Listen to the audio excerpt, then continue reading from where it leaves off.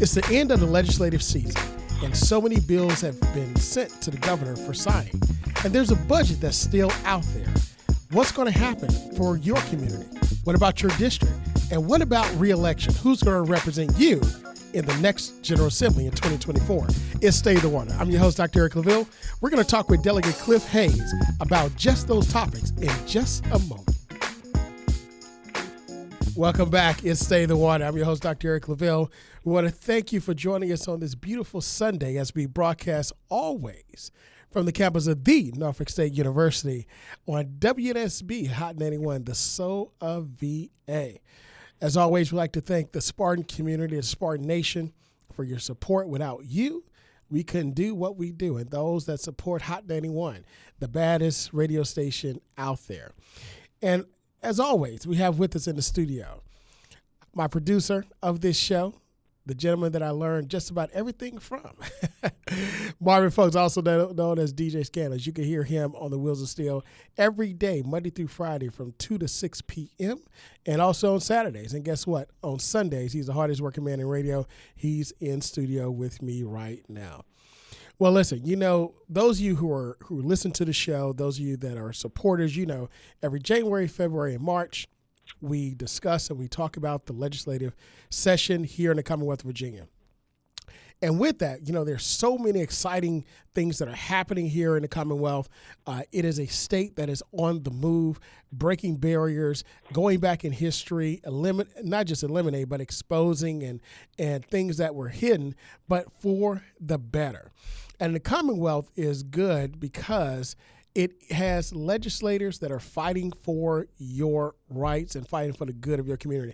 And there's no other legislator that I'm a bigger fan of than my good friend, NSU alum, and also a Delegate Cliff Hayes representing you here in the Commonwealth, the area of Chesapeake. Delegate Hayes, thank you for joining us here on Stay the Water.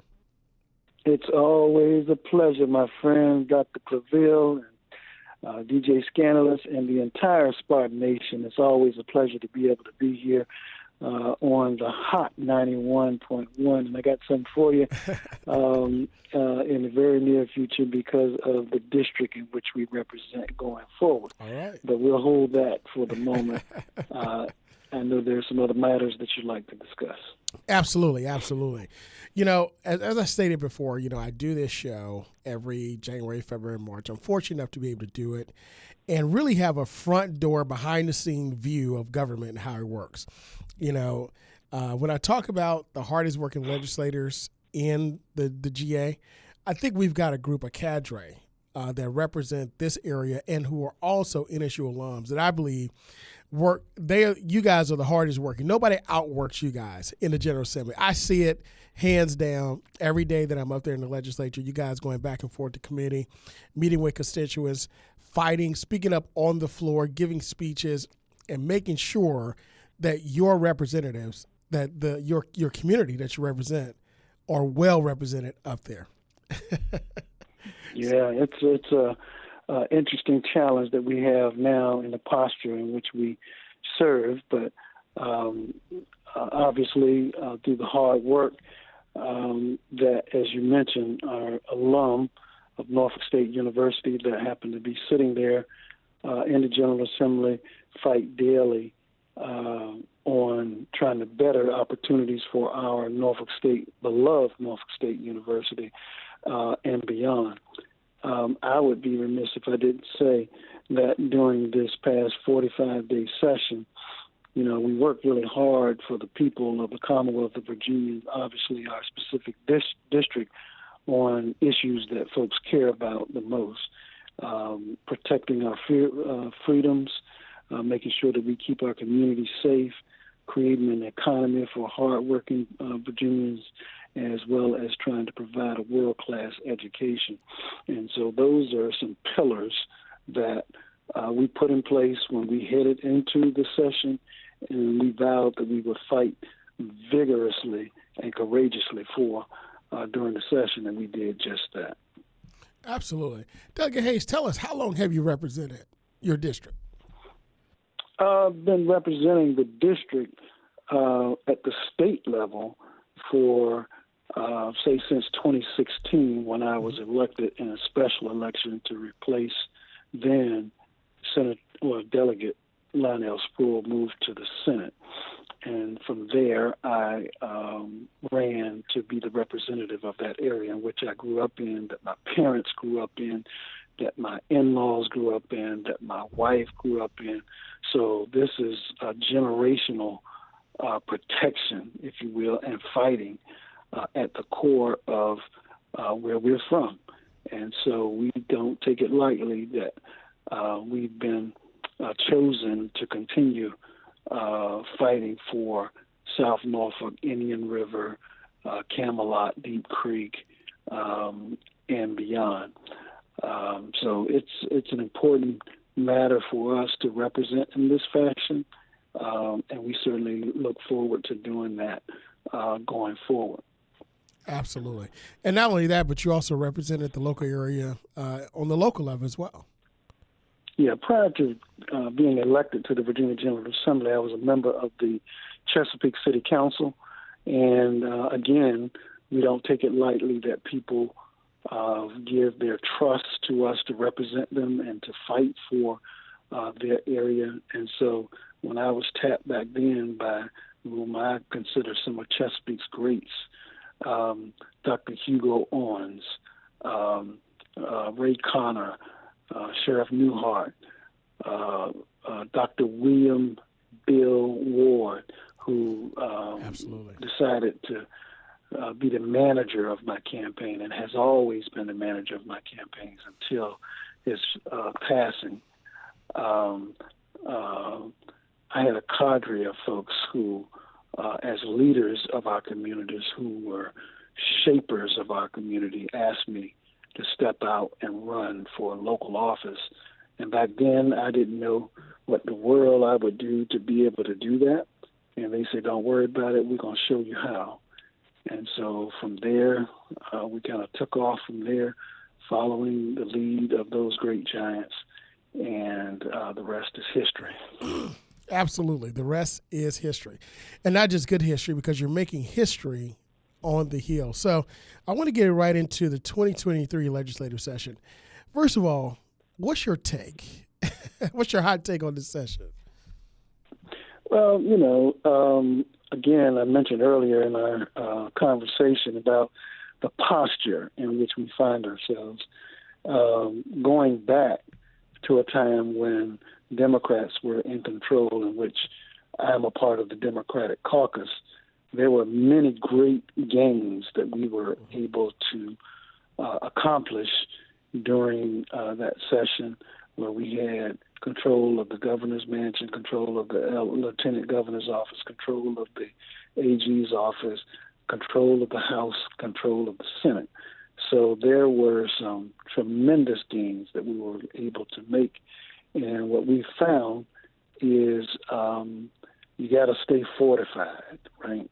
You have to continually work to improve upon those goals, because just as sure as those accomplishments were made and we lost control of the governor's mansion, lieutenant governor's office, as well as the attorney general's office, and the House, we lost control of those positions and the chamber. On the House side, immediately there were attempts at rolling back the gains that we had made when it came to education, when it came to access to the voting booth, when it came to funding matters that are extremely important to the dry long slow folks, the everyday people. Those things are under attack. And so we got to do all we can to make sure that we continue to fight. We did put up a tremendous fight during this session, and were able to slow down some of the nonsense, if you will. But then there were some things that slipped through the House, and then the big blue firewall over in the Senate, which is still controlled by Democrats. We were able to stop much of the nonsense in the way of legislation. Much of that stuff was sent straight to file 13 once it got over to the Senate. Absolutely. But we still have before us matters of amending the state budget. You may recall that in 2022, we began the budget process. We passed the budget, a 2-year budget. And so this session, 2023, there were proposals to amend that budget. And so where we are now is, as the Commonwealth was flush with resources that nothing like we've ever seen before, there were some decisions to be made. As always, this process is one with limited resources but unlimited demands. We have to set forth some priorities. And there were some things that we want to see done. We want to fight for more funding in the way of education and trying to provide a world-class education for our young people, and that's going to come by way of fully funding the SOQs, making sure that we pay teachers at the national average, support staff that they get paid what they're worth, as well as funding for providing great infrastructure for our facilities in which the kids are literally sitting in the classroom. And so those are things that are extremely important to us and that are you'll find in the budget amendments that have been put forth. However, there are some competing interests that want to give more tax breaks to the top and wealthy in the Commonwealth, and we just so happen to believe that we should be growing our economy in such a way that we work with the working class people and work that thing from the middle class and from those who are the least of these.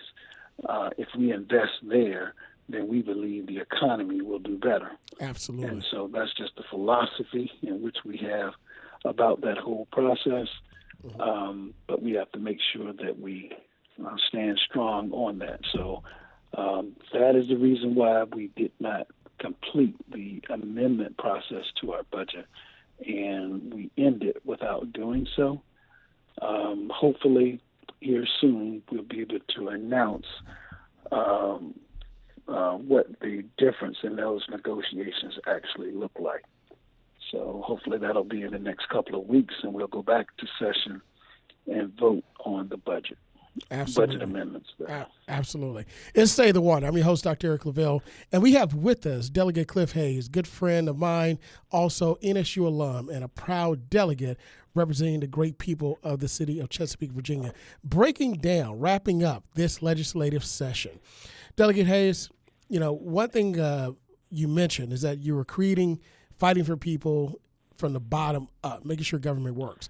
Can you tell us about a couple, maybe three if you have a chance, but a couple of important pieces of legislation that you champion, and let us know what happened? Now, we know this session was a kill session based upon a lot of bills that went through as a short session, but tell us about a couple, whether it died in session or you want to bring it back, or whether it succeeded and it's on its way to becoming law.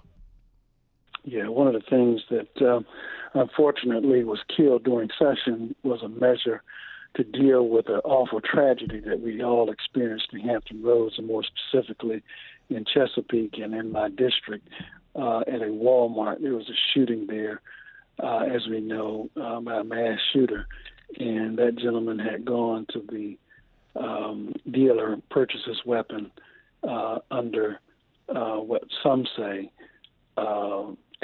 mental anguish, and went to work the same day and decided to take it out on his coworkers, allegedly. The problem that we have with some of these mental health challenges and folks just running out and trying to solve their problems through firearms, we believe that individuals should have to go through a cooling off period when they go to purchase these weapons. And so I on behalf of the victims' families of that Walmart shooting, sponsored legislation that would have required a 72-hour waiting period. We thought that was reasonable. The families thought that was something reasonable to ask and to push for. I'll go back to rewind in your imaginary YouTube mind when we had this tragedy occur, the flurry of calls and conversations that I had within 24 hours. And so from leadership all over the Commonwealth, as well as my colleagues in the General Assembly, I can't even name on my fingers and toes the number of folks that called and said, if there's anything that we can do to help these families, please let us know. Wow. Well, I'm here to tell you, putting forth this legislation, I went to those same folks and said, here's the response to your query. What is it that you can do? You can support this legislation.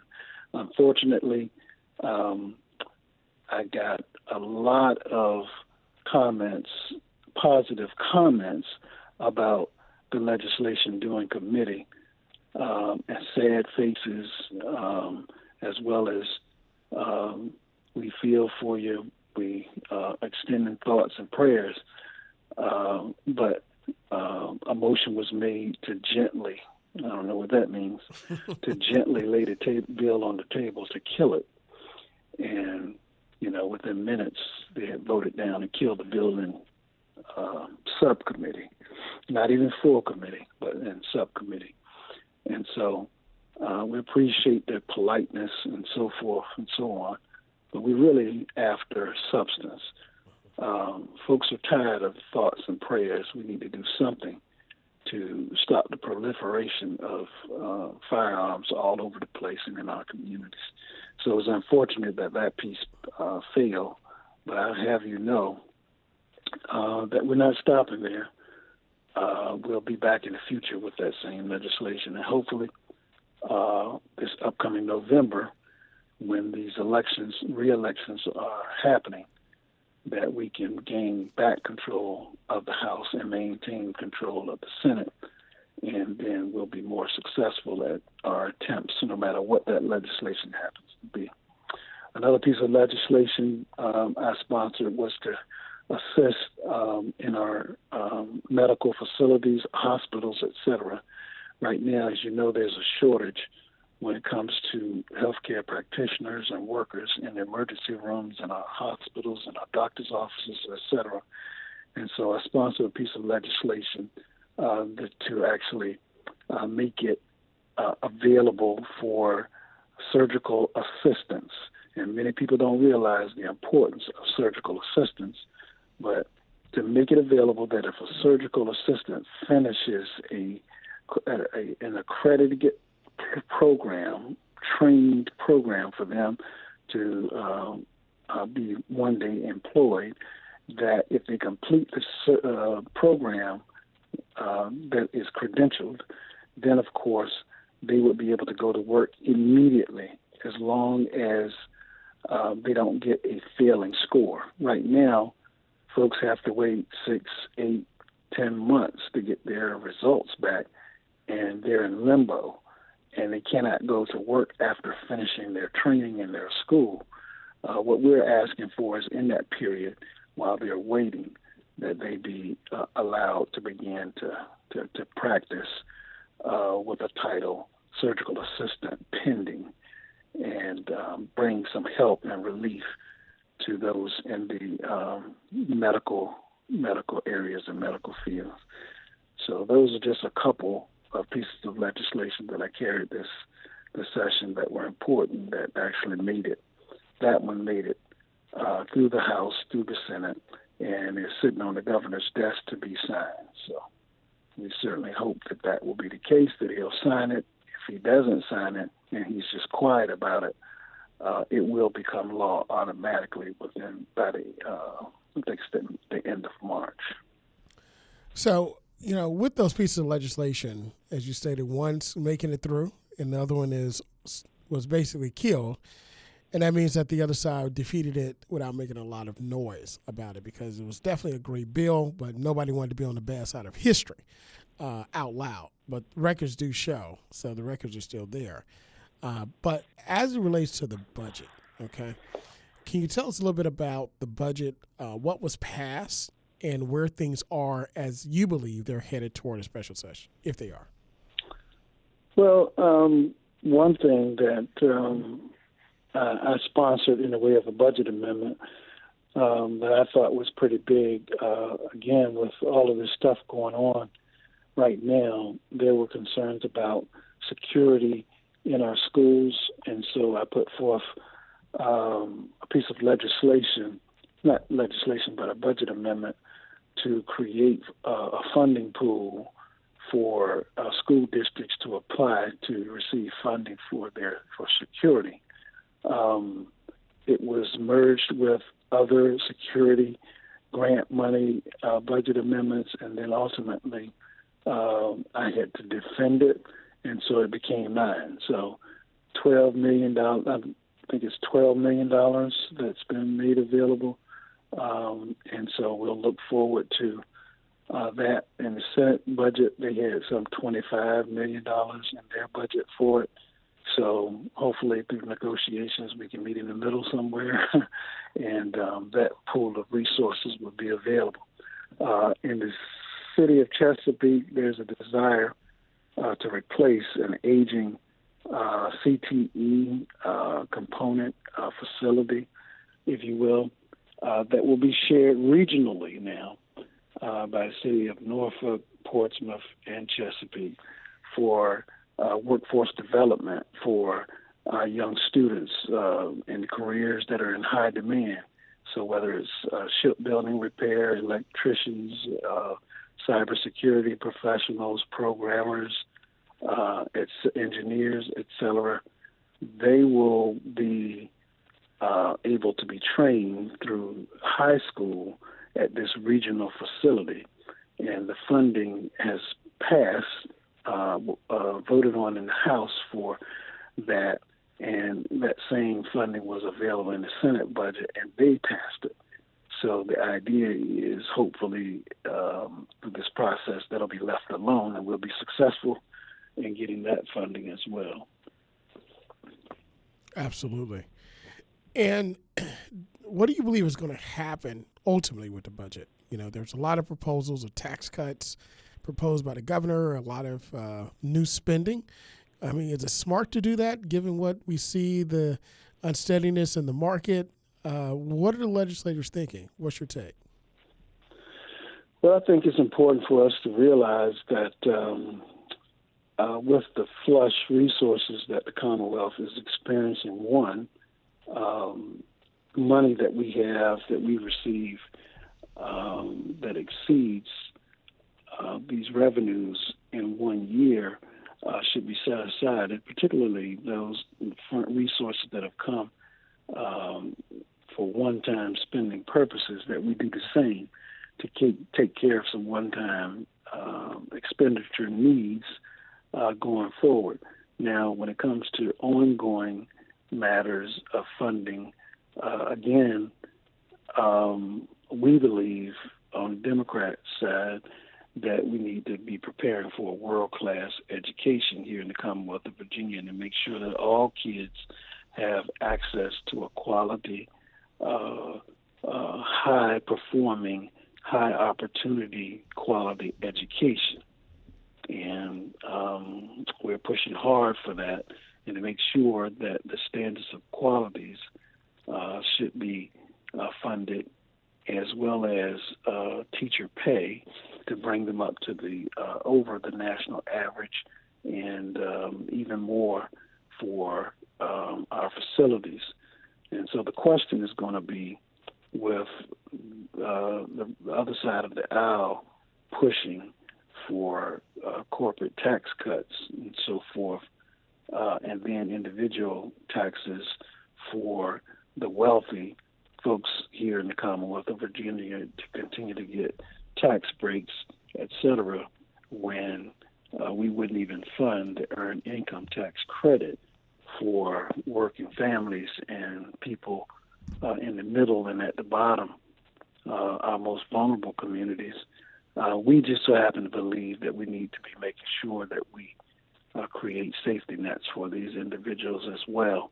And that is the best way to shore up our economy here in the Commonwealth of Virginia. We stand fast and firm on that. We know what will work. Evidence and experience in the past has shown that investing in that way and investing in all people is the best method for protecting our economy and growing the economy. And so we want to make sure that we continue that and we'll see what happens through these negotiations that are going on even as we speak. Absolutely. Well, look, in the final few minutes that we have, as I told our listeners, this year we are re-electing 140 new members of the General Assembly, 100 in the House and 40 in the Senate. Will you let us know today what's in store for Delegate Cliff Hayes in 2024? Yeah, absolutely. So this year, as you know, this is an election year for us, and the district in which I represent and many others, our districts have been redrawn according to the requirements after the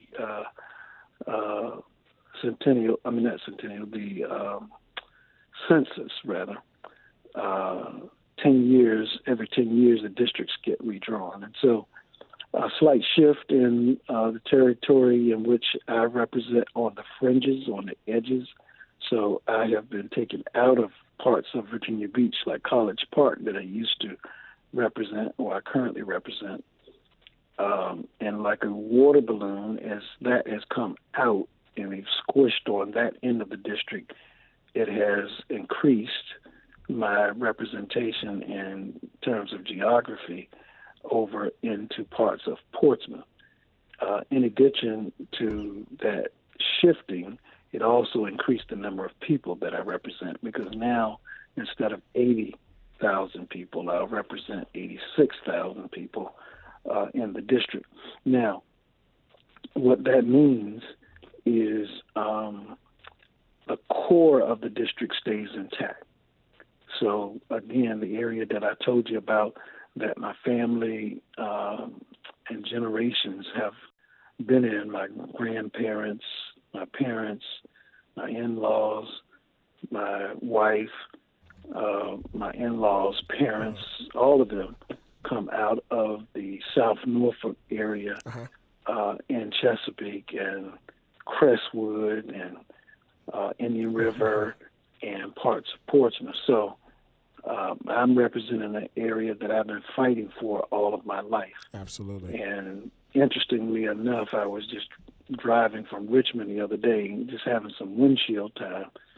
And as I moved into Hampton Roads area on my radio dial, I heard Hot 91.1 WNSB. And it just reminded me, because the number that they have assigned to my district is 91. That's it. So I'm just reminding folks that I will now be representing the hot 91st district of the Virginia House of Delegates. That's it. And look, my good friend, as always, we thank you for joining us, and we're going to talk more about that. But join us every Sunday as we bring movers, shakers, and policymakers to you to discuss issues important to the community. God bless, be great, and we'll see you next Sunday.